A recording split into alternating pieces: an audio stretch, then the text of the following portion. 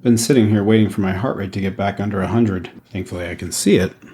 Now it's back up, psyching myself out. I did not anticipate being this nervous. And I'm realizing now that it took me so long to do this for a few reasons. The first is strictly numeric. It took time to generate the data that I'm going to present on myself. But that was the convenient excuse, as I'm experiencing right now. I think the real excuse has been, it's hard to be honest about being vulnerable. But as my grandma used to say, do it if you can't. So I'm going to push ahead, explain my health quest, explain how I've lost 130 pounds in the last couple of years with no shots, no surgeries, just a permanent shift and change in my lifestyle. And 80% of that has been the things that I put in my mouth, how often, what they are, and how I'm doing it. And I have years worth of data detailing what I ate, what I've done, how I've slept, my biometrics, my labs, all of that information going back for years. You can play with it yourself in a link that I'm going to provide here in a moment because it's live, it's on the internet in a dashboard form. And this is just a portion of what I intend to share from my own biodata on this health quest. I'm Luciano, husband and father of 5, academic mercenary, entrepreneur, and author of the Subsumption series. What I am not is a medical expert. I have a PhD, it's in economics.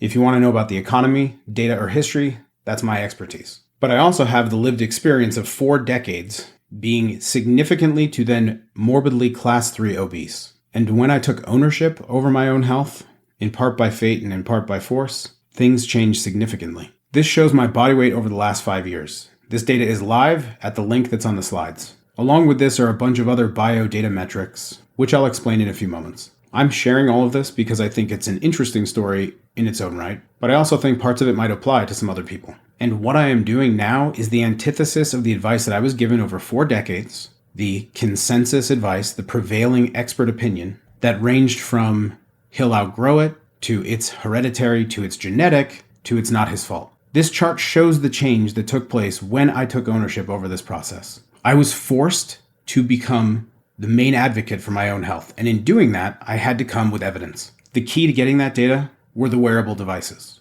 Off-the-shelf solutions like Whoop, Aura, Garmin, Google Fit, Fitbit, Apple Health, Lumen. This is a growing list of fairly inexpensive devices that can measure all kinds of characteristics about your body. The peak of this chart also shows relatively 2 phases of my life. The first 40 years, which were spent consumed by learned helplessness, and the last 2 where I have found what works for me because of my own bio-individuality, and I have applied the hardest simple thing that I've ever done in my life.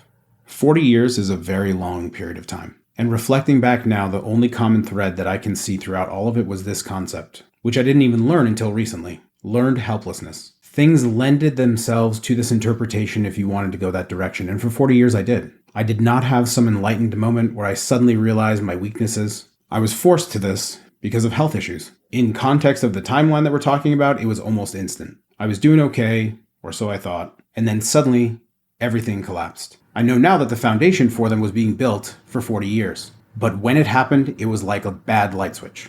I had a very low moment in a doctor's office where I realized people were here and would help, but this was not going to change unless I changed. I'll go through the entire timeline and my change moment and what I've done since in more detail. But ultimately, I found a lifestyle that works with my bio-individuality. And food is the main driver of this. If you look through the data that was linked in the dashboard, which I'll go through again in more detail later, you will see patterns like this. Fasting periods, lots of sweating, lots of salt, lots of meat, taking recovery very seriously, and then repeating this process day after day for years. That's what's helped me avoid shots and surgery. I realize that what I'm doing is the antithesis of the expert advice that I received for 40 years and the current prevailing consensus advice. I am not a doctor. I am not advocating this. I am telling you my story, and I'm bringing the receipts because I have the data. This is what works for me.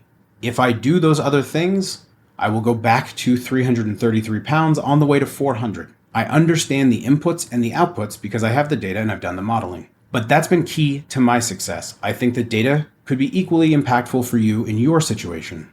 And that which gets measured gets fixed. If you have a goal and you understand what inputs are driving towards that output, you can make adjustments, test over time, and it is very likely that you'll get to it. When I say data or biodata, I'm talking about the information that you can get through medical labs, biometric devices, daily measurements, journaling, anything that you can compile on a day-by-day basis to understand the patterns, those inputs and outputs in your own situation. Bio-individuality demands this. I'm calling this a quest, not a journey, because a quest implies that it is a long search for something that is very hard to find. It implies that you're going to have to expend great time, energy, mental resources to reach this because it's a worthy goal.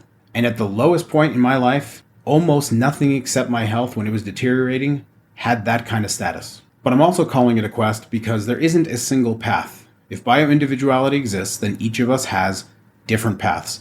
Many of those paths may be common. Some of them may even cross over. But ultimately, we are all individuals with different situations. The things that will work for us are the things that work for us. Population level assessments, metrics, they're interesting, but what ultimately matters is our lived experience, and you get that through BioData, which means it can be a great companion, a key on your quest. Let me quickly take you through the 4 decades that led up to my change moment. They align neatly with the actual decades because I was born in 1980, so it's really convenient.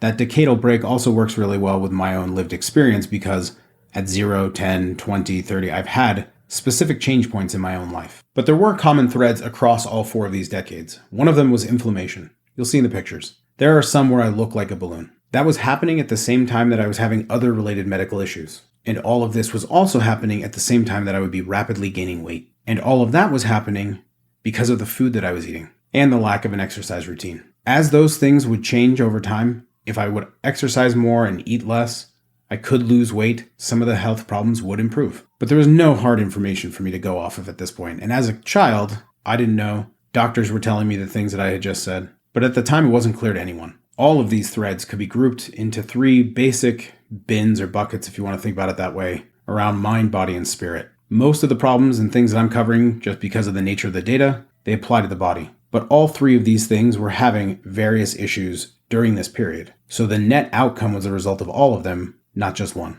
And that was really important to the change moment that came at the end of these 4 decades. My story starts the same place it is now, surrounded by family and love. You'll see in the pictures coming up that I grew from a pretty normal size average baby. By about 5 to 6, I was starting to really put on weight. By 7 or 8, it was the point that I was getting teased constantly. This is the period where Goonies had just come out. I was able to mitigate most of the effects of this bullying just because of my family support system. But it was constantly there my whole life. This experience was amplified anytime we would go to the beach. We lived in Massachusetts at the time, so it was very common for us to go to the beach. And I was, in my memory, one of, if not the only, fat kids there. And in the rare occasion that someone else was present, I was usually the biggest. And I had the early signs of food allergies, which is the main key that we'll get to at the end of my story. You can see that transition in the mid-80s, but something very important happened in 1989. My family moved to Mapleton, Utah, and I discovered the undisputed king of white drugs, sugar. I already had, at this point, issues developing with food. I loved to eat. I came from a family where we cooked almost everything at home. Food was a centerpiece of the culture, but the type of food changed significantly when we came to Utah. I remember being at a friend's house and them asking if we wanted some cake, and my reply, which got a giggle, was, "Whose birthday is it?" Because I had legitimately not, in that point in my life, ever had cake outside of a birthday party. It was just not part of what we did. We had other desserts, but that wasn't a common experience. I've heard rumors that Utah was one of the early test sites of the 44 or 64 ounce soda. I do remember kids in junior high walking around with those all the time, filled with surge, getting unknown amounts of caffeine. My brother and I would bike miles to a gas station to buy candy cigarettes, discs of beef jerky from a bulk bin, Teenage Mutant Ninja Turtle fruit pies made by Hostess, and a soda kamikaze where we would put all the different flavors in one container, which tasted awful, but we would continually go back and do it. In this period, my weight really exploded. I remember being teased by a friend, so this was not a bullying situation. This was just a friend teasing me that I ran to the lunchroom too often. I was running there because I also discovered something else in Utah that I'd never had, fry sauce. And there was a scarcity. If you didn't get there first, it was gone. It did not take very long for this to catch up with me. I ended up in the doctor's office having allergies to, quote, everything except for rice. And this is the first diet moment of my life that I can remember because they put me on rice everything. Rice milk, rice puffs, rice cakes, rice itself, and some vegetables. This was unsustainable, and as a result, my weight started to go up again. I was unable to get the clothes for gym class in the local store. I had to start shopping at adult stores in the mall. And that inflammation came back, and I ultimately had to have my tonsils removed because they were just chronically inflamed, and Z-Pack after Z-Pack that they gave me wasn't doing the trick. Again, with the photo timeline, you can see this up and down in weight. Another vacillation, another thread throughout the story. I was definitely the kid, or one of them, failing the presidential fitness exams during this period. And slowly I just faded away from school. I got interested in music, had a recording studio, had a band, went on tour. and I thought that fame and fortune awaited. This was a period where I also neglected my mind. I had checked out of high school entirely. I had to repeat my 11th grade year during the 12th grade year doing packets, and I barely graduated. Somewhere I can produce a high school transcript that says 2 point something, 2.06, I think. I just had no interest. It was not for a lack of ability, it was for a lack of desire. That was another part of my change experience that, looking back now, I see that thread. I also had one really interesting experience in the mid to late 90s, with one of my mother's crystal healing friends, as I call them. Wonderful woman, very kind, very nice, and she told me at the time, "Oh, everything you're describing, that's being caused by gluten." And I said, "What is that?" And I never gave it another thought after that for 15 years. But it turns out the crystal healing lady on this one, she was right. One other common aspect of this period, just like in the late 80s, in the late 90s, there was a transitionary period. I moved out on my own. And while processed foods had become a pretty big staple in my diet throughout the whole 90s, I stopped having any home-cooked meals. Everything was pre-made, or I was going out. I also started drinking heavily. That's a thread that begins in this decade and continues on until my change point. After surviving Y2K, we all reassessed our lives, but at that point, I did reach out for help. And the universe sent me a wonderful human being that I still consider one of my greatest friends, Bucky. That's all I'm going to say. Bucky laid out exactly the kinds of steps and processes that would have worked for me. Had I listened to him at this point in my life, the change point might have happened 20 years earlier. Specifically, the keys that he gave me were, you have to move, and you have to be very conscientious of what you're putting in your mouth, when you're doing it, and how you're doing it. And if that's not manageable for you, you've got to start to track it. You have to be accountable. You have to be invested in the outcome. And this is from a person whose entire business was built on helping people make change, and specifically physical change. Well, I took all of Bucky's great advice and I just tossed it right out, and I embraced fad dieting for the next 20 years. After my rice incident in the early 90s, I had tried veganism in the late 90s and into the 2000s, off and on a little bit, but only for months at a time. I don't feel like it improved anything in retrospect, but I don't have the data. But the first fad diet, to use that term, were Myoplex shakes and Myoplex bars. And this was a medically prescribed approach that someone who I knew was doing and who had great success with it. It is a fad diet in the sense that it was very, very low calorie to the point of being detrimental, and it didn't create any conditions that after which you'd have much success. And so that's what happened to me. I lost huge amounts of weight strictly from intense calorie restriction and the fact that it was mostly protein. And as fast as the weight came off, when I stopped, the weight went back fast. And then I gained even more. Then there were a few years of just not even trying before I started another fad diet, which did have good results and was actually more sustainable, which is that every morning you start the day with bacon, eggs, and half a grapefruit. I don't even know what this is called. Someone could look it up and post it.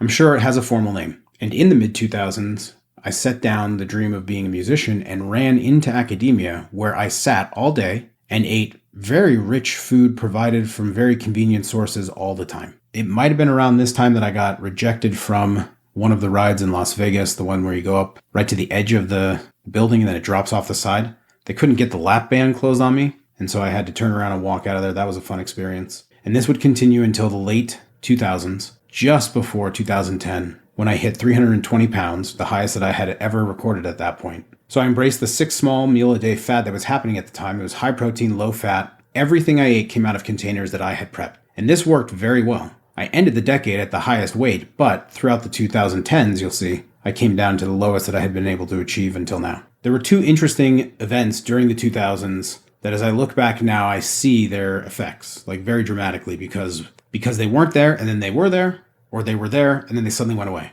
And that's a really good time or way to see the effects directly for yourself, to apply your subjective assessment to it. The first was the way alcohol was directly leading to the sabotaging of my desired musical career. Being a very heavy frontman in a band was not desirable at the time. Blues Traveler was all the rage because of that, and then he went out and got surgery and lost a lot of weight. And then got arrested for concealed weapon, right? He's my kind of guy. But people were telling me directly, hey, you can't sustain this on stage. You sound out of breath. My reaction to that was to drink. It was not to confront it. It was not to grow up and say, oh, this thing needs to be fixed. This was not demeaning advice from them.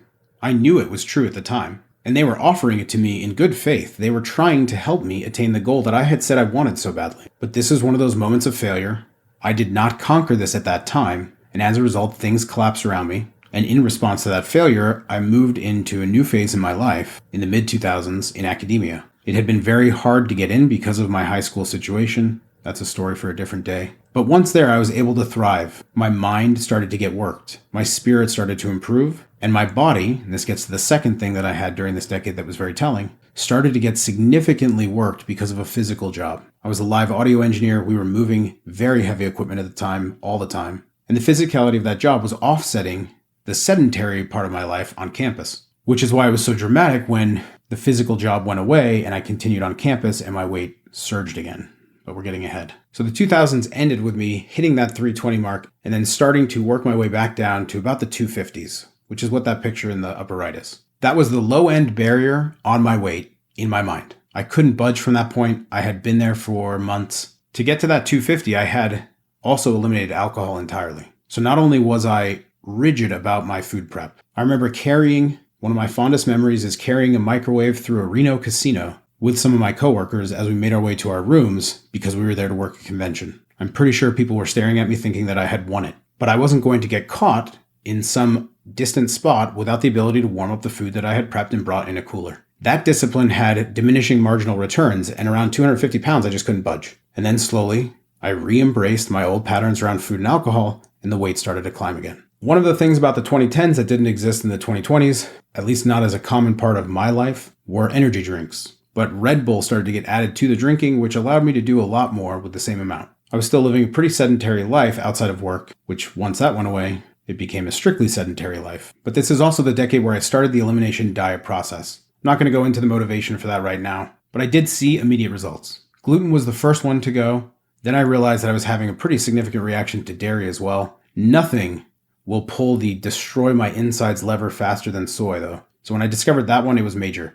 The problem with soy is it's in everything. This was the decade of my biggest weight fluctuations. I was down at the 250, maybe even 245, and then I surged up to 333. That's the last weigh-in that I have. I don't think it was actually the height of my weight, just because of the timing and how and where I was getting weighed at that point. You can see this in the pictures showing that rise. Again, look at the inflammation, middle of the decade. And by the end of the decade, I was chronically inflamed everywhere. I was having major health effects, which I'm going to get to in a sec. So I kept eliminating foods, but I kept gaining weight. It's not a recipe for a really sustainable or happy life, but moving around day to day was miserable. I remember taking this picture in the top right without my shirt. I hated taking this picture. I almost didn't do it. The person who told me to do it said, someday, if you're successful, you're going to want to have this picture, and they were right. But the motivation to avoid looking at myself probably had never been higher. The weight was having really bad physical effects. I was getting slowed down. My energy levels were terrible. Brain fog was setting in. I had absolutely uncontrollably bad heartburn. I was getting big patches of skin rashes all over my chest. My physical size had reached a point where I could not twist around to wipe myself. You want to get personal?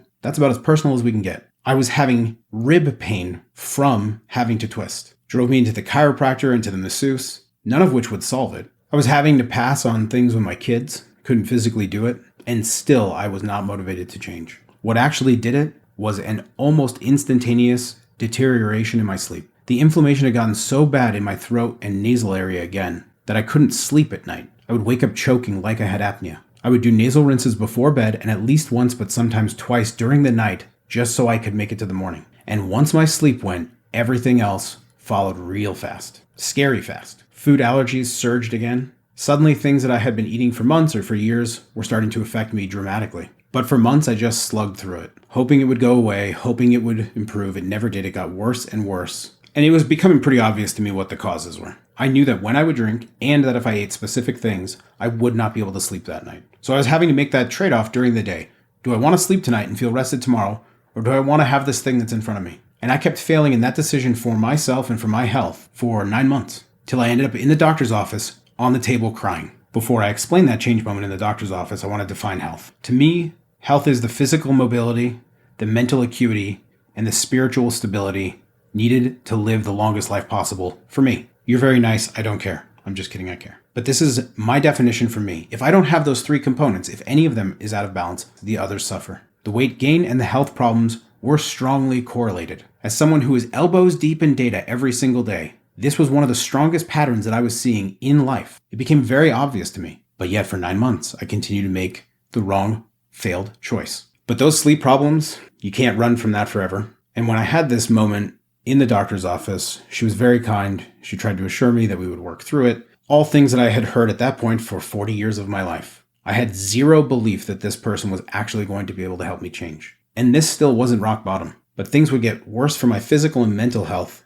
for the next 4 to 5 months. I was on a downward trajectory when I asked for help. You can't turn that ship around right away, but you have to start immediately. And so that's what we did. I wish I could tell you that there was some aha moment in the doctor's office that at that exact moment I said to myself, I'm going to change. I don't really remember it that way. I remember the desperation. I remember at some point, I don't know if it was before or after this, sitting at home in the mirror, just like the picture you saw, doing an affirmation out of desperation and saying, I will change. I will have a different body. I will be healthier. I'm going to change my relationship with myself, and having to force those words out of my mouth while forcing myself to look myself in the eyes. And maybe that's it. Maybe that actually is the moment, because that was something I avoided prior to the change. So we're back to that chart. For the first 4 decades, that was something that I would avoid. And my response was, I'm going to do this. But for months, things just got worse. My lowest low, the real rock bottom, was shopping for my nephew's wedding in the late spring, having worked with doctors now for months. And I wasn't seeing results. I wasn't feeling any healthier, my sleep was not improving, and my weight was continuing to grow. And in shopping for my nephew's wedding, I realized I have now hit the limit of what is available in stores. I was able to find one shirt, one pair of pants, and one belt to put everything together. None of them fit well. Buttons weren't closed on many of the things. I had to punch a new hole in the belt. And it was frustrating because I was trying so hard. At this point, I really had committed to trying. I was doing the things that they were asking. And my response to this for the first time in my life was not to give up. It was to try harder then. I just looked at the situation and I said, well, these inputs are not resulting in the output that I want. I can scrap the inputs and try a bunch of different inputs. That's been the story of my life. I don't think that's going to work. I had no faith at that point that it would. Or I can increase these inputs and see what happens. This was the same point where I got very serious about collecting the information. They were asking me to do labs, and that got my interest piqued. Then I discovered that I could get some biometric devices. I was working with 3 doctors at this point, one of them specifically on my liver. That doctor got quite the chuckle out of the fact that I had done this with alcohol and not with soda. All of the other patients that he saw, he said, were from soda. And I got an official diagnosis of mast cell activation syndrome. You can go look that up. I believe that this is a catch-all term for a lot of stuff that they don't understand, but it's related to inflammation, which would help explain the 40 years prior and what did effectively help with my change. I'm linking on this slide to a doctor. He is not one of the 3 doctors that was helping me, though I did read his books. I watched his YouTube videos. I found what he was saying very interesting. And if you want to understand why the same doctor was helping someone who had issues with alcohol and other people who had issues with sugar, and specifically fructose, go read his books, watch his videos. It's very informative. So here we are. We've arrived at the moment of change. The first picture is from 2020. The second picture is from Father's Day, 2021. At this point, I had been working with doctors for 6 months. I had previously received the highest weigh-in that I had ever seen. I remember watching the number on the scale and thinking, oh, that's 1/6 of a ton. It was only a few weeks later, I think, after that picture, that second picture, that I was in the doctor's office for what was, I don't know, my 20th checkup at this point, where I was weighed. This was something that I always dreaded. I hated doing it. And I hated doing it because I didn't see the outcome that I was hoping for. And for the first time, when I got on that scale at the doctor's office, it had gone down. And that was like jet fuel. Because months before, I had said to myself, I'm just going to double down. I'm just going to try harder. And trying harder was very hard at this point. That picture around Father's Day, I could do maybe 15 minutes on an elliptical and I'd be crying by the end of it. It's not even a year later in that third picture. The change was rapid. You see this in the data. I'm going to get to that in a second. But that moment in the doctor's office, when I saw numbers moving in a direction that matched the effort that I was putting in, it just set my soul alight. I'm using the word hacking here intentionally. I feel that what I have done to myself, with the help of doctors, with the help of the internet, with the help of biometric devices, that I finally found what would work for me. And as soon as I applied it for a prolonged period of time, 6 months, things happened quickly. You'll see in the chart, the weight loss, the majority of the weight loss is over a very, very small period of time. It happened so dramatically in that window that I went back to the doctor and asked, do I need to be concerned that I'm dying from something? But because of my lab values and because of the fact that I had all this data starting to generate around my baseline heart rate, my baseline blood pressure, none of the signs pointed to anything being an issue. And the doctor said, just keep doing what you're doing. And it melted off of me. I have run A/B experiments for the past few years. I have the data. We're about to go through it. I have logged everything that I have eaten for the last 2 years. I have logged my exercise for 2 years. I've logged my sleep for 2 years. I've logged my weight for 3 years. 5 if you count the stuff that I transferred over from the doctor's office manually. I have my medical labs. In fact, I'm about to get some new ones, and I'd be happy to share those with you when I get them. I have been an active participant in my own healing. I took ownership for it, and that was what changed in the 4 decades. Again, I do not advocate anything that I am doing for me, for you. What I would advocate is figure out how to bring BioData into your life and start to use that alongside everything else that you have available. And if you're not currently using all of the things that are available to you, consider adding a few of them over time till you can get a clear picture of what is going on or what does or doesn't work for you. All the data that I'm going to show is current as of November 30th, so just a few days ago. I will update that data on an infrequent basis over the coming months until Hyreathia is live, something that I'll talk about here in a moment. Part of owning my process was generating data. I knew that if I wanted to guide this process, I should use data. Data was in every aspect of my life at that point. It's what I was doing professionally, it's what I was teaching, it's what I was using in my life in a lot of other ways. And as fate would have it, there had been an explosion in wearable devices. I am using 4 primary devices: a Garmin Venue, a Oura Ring, Google Fit on my Android phone, and the Whoop strap. I'm using multiple devices for a few reasons. Redundancy is one. The ability to compare similar metrics across the devices is another. The ability to get proprietary metrics from one that the others don't offer. And the ability to connect different devices and pieces together into one system. I have been trying to hack together a solution for myself for the last 2 years. And on the data generation side, which it's very easy to generate data, you just get one of these devices, you start wearing it, and you will start to create a digital paper trail for yourself about what's going on. Now, these are biometric devices, so they're measuring for me. I also use my Android phone to log things, and I have medical labs that I have done. That information has to live entirely separate from all of this information. And each of these, like Garmin, does not really share its information very well with these other devices. Some of them don't share at all. Some share, but only components of it. In the end, I only have this many devices, in part because that's just what I do and who I am, and I love technology, and I love seeing this data. And I want the most data possible for myself, but you could get by with just one. In fact, you already have one, which is your mobile phone. That by itself is logging a lot of biodata that you could start to use. I've linked to the ones that I'm using here. If I had to endorse one right now, if you said pick one, I would say go with a Garmin. But I like each of these devices, I use each of these devices, and the data from each of these devices is presented in the dashboard. Generating the data was the easy part. And you'll see, if you go to this link, it's a Miro board, where I have plotted the different devices and the metrics that I get from them over time to show which data sources I have going back to when. Longest data source, 5 years, it's medical labs, it's weight. Last 2 years, solidly everything. But this brings up one of the interesting problems that I think a lot of other people have expressed when they have devices, especially more than one.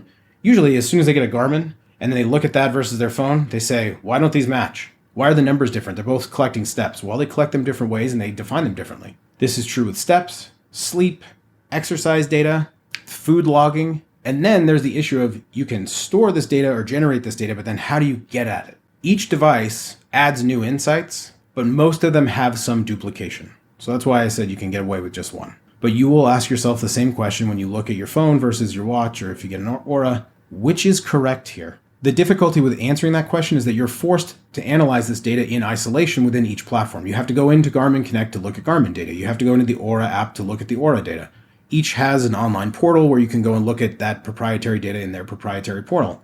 But getting your Aura data with your Garmin data is almost impossible. At least that's been my experience after 2 years of trying to piece this together myself. And until you do that, it's very hard to answer what is the single source of truth, because what you should really be trying to do is triangulate the truth. Use all of the devices and the overlap in metrics that they have to figure out what is my resting heart rate. Is it 49 or is it 53?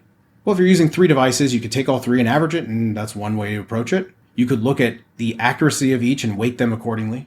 In the end, the best that I could do was move it all to Google. However, on the back end, the Google data is the hardest to deal with. Aura, Whoop, Garmin, they all present information that's pretty much ready to use, ready to analyze. That is not the case with Google. You're going to have to transform the data. You're going to have to parse the data. If you don't have those skills, good luck, hire a freelancer. But very few people want to go through that process because this does not interest them. They just want the results. They just want to know what the truth is.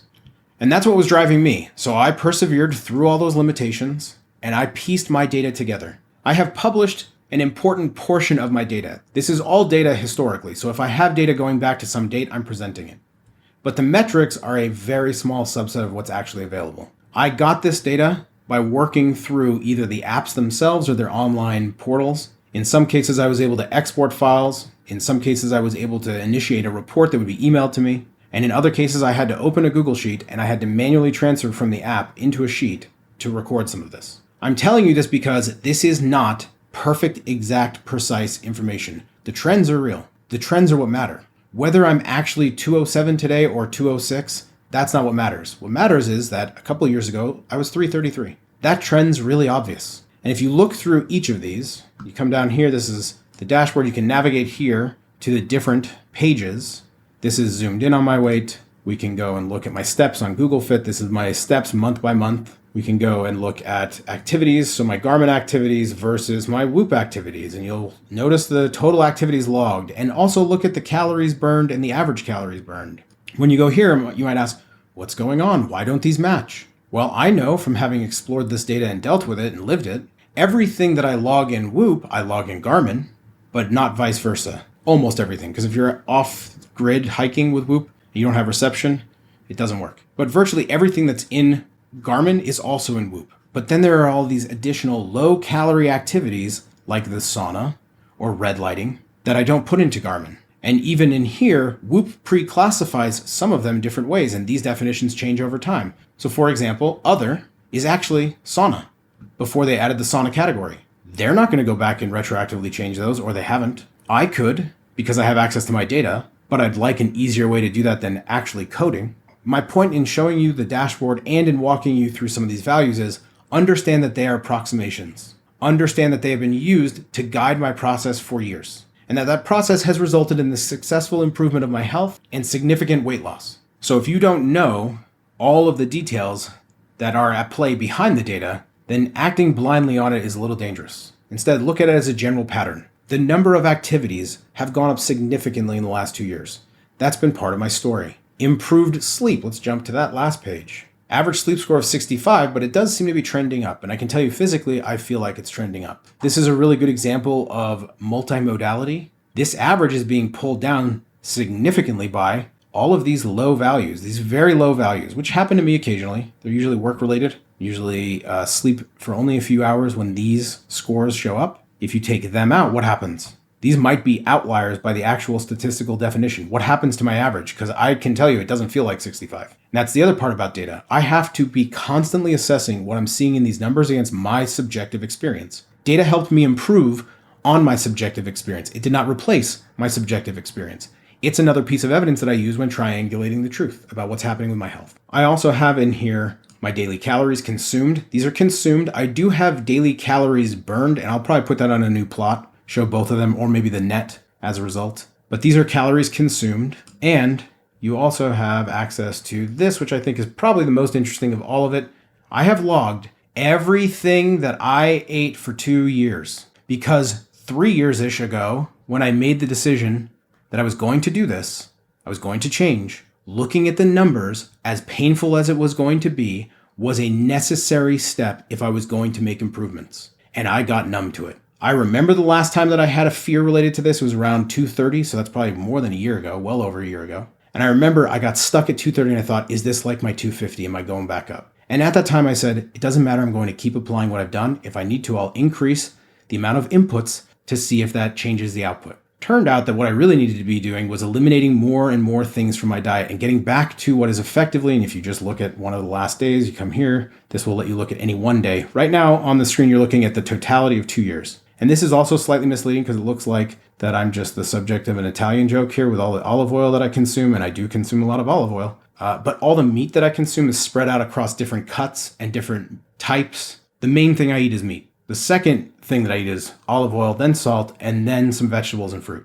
And you can see this if we go to a single day. I'm going to fast forward in time down here. You can select any day. Let me just go into recent. Let's look at the 28th of November. Here you go. Chicken breast, olive oil, sweet potato, blueberries, cucumbers, energy drinks. Still got that problem going. And you can come play to see the rest. Here's that Wednesday. Grass-fed beef patties, olive oil, maple syrup, chicken breasts, squash, strawberries. You'll see the same pattern, especially over the last 6 months. You go further back in time, you'll see I'm eating other things that I just don't eat anymore. And that's because I realized through trial and error, through A/B testing, through elimination dieting, hey, guar gum adds 10 pounds of water weight mast cell to my body. And as soon as I eliminate anything that I'm consuming that has guar gum, all of that weight goes away and it never comes back again.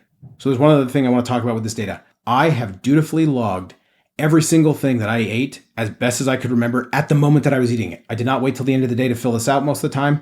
Usually, and sometimes I have pictures of the food, I'm just filling this out right there before I consume it. This has taken a total of maybe 5 to 10 minutes of my entire day to do this. So anyone who says that, oh, this is so difficult, and that was what kept me from doing it, or I'd have 3 years of data. But for an entire year, while I was logging exercise, while I was logging my weight, while I was doing other things, this was still something that I said, I don't want to do this. It's too cumbersome. I remember food journals. I've been using the Lose It app. It's super easy. Getting my data out was pretty easy. And this has been 80% of my story, is changing the things I put in my mouth, when I put it in, and how I'm doing it. The how is related to intermittent fasting and usually 1 meal a day or 1.5. But the what, that was a significant change. The most processed things that I consume at this point are olive oil and maple syrup. And I don't have problems with maple syrup. I can't do honey. I have an allergic reaction. I can't do any kinds of processed sugars, or I will gain 5 to 10 pounds. And that's just water weight. And it comes on fast, it stays for a while, and then it goes off fast. And I've got the data to prove it. There's one other food page, let's jump to it, which is my daily macros. You can look at that over time. But part of my story that's very different from the expert advice is that half of my calories are coming from fat, animal fat, and olive oil. And at the same time that I'm doing this, I've lost significant amounts of weight, and my physical activities have gone through the roof. My stamina is good. I don't have rashes on my chest anymore. I don't have heartburn. I haven't had heartburn in years now. It was so long since I had heartburn that the other day as I was preparing for this, I realized, oh wow, it's been like 2 years since I've even experienced heartburn, a daily, constant, chronic thing that I was dealing with. But the most important of any of these metrics is just my overall subjective assessment. I feel better every day than I did before. I see why in the data. The data is reinforcing how I'm feeling. It's not running contrary to how I'm feeling. It's not running contrary to how I'm behaving. I got numb to these metrics because they started to go in the direction I expected. And once you learn how to control them, there's really nothing to fear. To access that dashboard, just go to this URL, links.imperatos.com/data diet power BI. It took a lot of work to piece that together for myself. Way too much to expect that other people could do this at any scale. Thankfully, there's an emerging solution that's going to solve this problem, and their name is Hyreathia. Quick disclaimer, conflicts of interest. I have no ownership stake. I make nothing financially from Hyreathia, from the relationship. In fact, one of my businesses donated some code to help Hyreathia get going. But they're an independent company, entirely self-owned, and I'm only advocating for them because I believe in their solution and I believe it's going to solve my personal problem. So who is Hyreathia? Hyreathia decodes wearable device data, empowering individuals to reconfigure their health through bio-individualized insights. That's a fancy way of saying they take your data and show you what's pertinent to you. You can still look at what the population is. You can still see where you stack up. But ultimately, what's going to matter is how this data is explaining your bio-individuality. They are currently accepting alpha users to test their platform. Alphas get lifetime access for free. I'm not making anything from this. There's no affiliate of any type. If you want to join me, along with a lot of other people, in this alpha test group, you can go to Hyreathia.com, register now, and you'll get lifetime access. So how does Hyreathia work? I, as a user, grant Hyreathia access to the data. At that point, Hyreathia ingests, is the term, all of the data into their data warehouse system. Once my data is in their system, they apply their Burns algorithm. This stands for bio-individuality, exertion, recovery, nutrition, and spirit, I believe. And those 5 things predict your overall stasis score. This is a very interesting model. This is a model of models. I'm not going to go into the technical aspect of this. If there's demand for that, I'd be happy to do a separate video just on that. But this is as cutting edge as it gets when applying data science to this health intelligence problem. Once they've applied their Burns algorithm, I interact with my data through their platform, through their dashboards. Now, this algorithm adapts with me over time. This is health intelligence. So as my patterns change, as my devices change, this algorithm changes with me. But what it continues to do the entire time is triangulate the truth using my bio data to tell me what is or isn't helping my health. I have no idea how long the window will be open that they're accepting alphas. I've already registered. I highly recommend that if this is something that even interests you at all, that you go and register. I also plan through Imperatos, through the data devotional, something I linked to in the second slide at the beginning of this presentation and deck. I will continue to feature Hyreathia and what I'm doing with them with my data as they bring their MVP to market. So if you're not ready to become one of their BioData alphas, you can simply sit back and watch that process unfold through that YouTube channel. And for those who are coming over here because of the data devotionals, this will be very similar in spirit to the tokenomics agent-based model simulation that we have been doing for Silvermint featured on the channel. I don't really know how to wrap this up because this is not the end. I'm still mid-process on this quest. BioData has been critical to my successful hacking to figure out what that hardest simple thing is that I have to do in my day-to-day life. And I fully expect that the things I'm doing right now are still not ideal, that there's still room for improvement, that there's progress to be made. Progress, not perfection. That is something I believe in strongly. But progress requires moving forward. And whether you're going to do it with Whoop, Aura, Hyreathia, any of these solutions, or whether you're just going to log the information yourself and do it in a spreadsheet, data should be a key component of your own quest. It will keep you honest with yourself. It will keep you accountable with yourself. It will keep you anchored in reality. And most importantly, it will show you the things that work and the things that don't. And then it's on you to decide what to do. But every one of those decades that I think back to, there was advice that someone gave me that I didn't listen to because I didn't know it was true. If I had known it was true, if I had known that I had such dramatic reactions to any grain, but especially things with high gluten, if I had taken that industry expert's advice and started doing Pilates in the late 90s and early 2000s, which it turns out I love Pilates and I'm great at it, rather than running away from it and numbing myself out with other substances, food and alcohol, I may have changed the trajectory of my life. But I'm here now. I know what works for me. I will not be pushed off the path by anyone. Most importantly, myself. And for me, data is the key. In fact, I'm pretty confident I could pass the presidential fitness exam now, finally. But taking ownership is what allowed me to grow as a person, to make real sustained change, which now reminds me that there is a third reason why it took me so long to do this. During my period of learned helplessness, I believed many of the urban legends that floated around in the fat community. The two most important were that weight loss was impossible, and that even if it was accomplished, it was temporary. In February, I will have done something statistically impossible, according to those urban legends, because I'll have kept the 100+ pounds off of my body. And I have no doubt that 5 years from now, pending that Klaus Schwab and Bill Gates don't force feed me pea protein, I'm going to continue to slowly decline till I hit a steady state of a healthy weight, and that my mind, body, and spirit will be in an optimal place so that I can continue to live the longest life possible with the family that I love. I hope that my story has helped you in some way, if only to entertain you. I love to interact with people, friends and foes. My email's here, reach out, get a hold of me if you have questions. If you'd like to see additional content about this, about my quest, I'm happy to consider it and possibly post it. And I'll end now with another of my family's dictums, this time coming from my father. Always forward, sempre avanti.